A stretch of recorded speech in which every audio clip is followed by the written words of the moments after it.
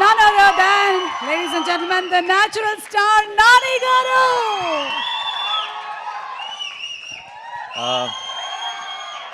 అందరికీ నమస్కారం. First of all ఇక్కడికి వచ్చిన వాళ్ళందరికీ సారీ పేరు పేరున. ఐ నో ఇట్ చాలా లేట్ అయిపోయింది, మీ అందరికీ చాలా ఆకలేసి ఉంటుంది. చిన్నపిల్లలు కూడా ఉన్నారు. నువ్వు చేస్తావా? చిన్నపిల్లలు ఉన్నారు. అండ్ ఇక్కడికి వచ్చిన గెస్టులందరికీ, మా డైరెక్టర్లందరికీ కూడా సారీ.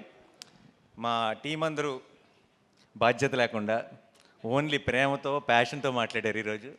సో నేను ప్రొడ్యూసర్ని కాబట్టి బాధ్యతగా తొందరగా ముగిస్తా. ఓకే. అండ్ మా వాళ్ళందరి గురించి స్పెషల్గా పేరు పేరున చెప్పడానికి నాకు బోల్డ్ అన్ని ఒకేషన్స్ ఉంటాయి. ఈ సినిమాకి 1-2 సక్సెస్ పార్టీలు, సక్సెస్ ఈవెంట్లు కూడా చేసుకుంటామన్న నమ్మకం నాకుంది. సో నేను ఇంకొక రోజు కోసం సేవ్ చేస్తా. బట్ ఒక్క విషయం మాత్రం చెప్తున్నానండి.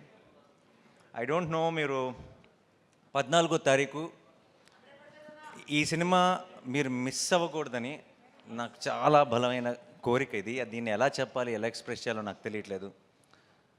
నేను ఐ డోంట్ థింక్ 16 సంవత్సరాలు నా కెరియర్లో ఎప్పుడు నేను ఇలా ఒక స్టేజ్ మీద ఎక్కి దయచేసి సినిమా చూడండి అని అడుగుండను. ప్లీజ్ దయచేసి 14వ తారీఖు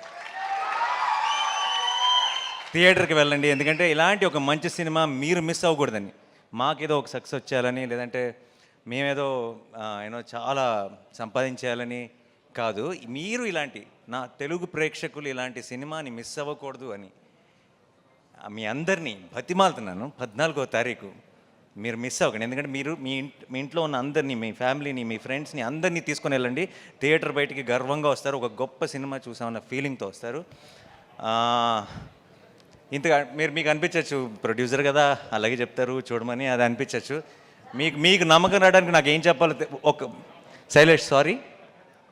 ఒకవేళ 14వ తారీఖు కోర్టుకి వెళ్ళి నేను చెప్పిన దానికి మీకు ఎక్స్పెక్టేషన్ మ్యాచ్ అవ్వలేదు అనిపిస్తే ఇంకొక 2 నెలల్లో రిలీజ్ అవుతున్న నా హిట్ 3 ఎవరు చూడొద్దు. ఓకేనా?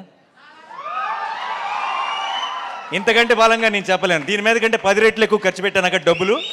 బట్ చెప్తున్నా, 14వ తారీఖు you go to the theatre, you'll be very very happy. నేను సినిమా చూస్తున్నప్పుడు నాకు ఒక ఎక్స్పీరియన్స్ కలిగింది.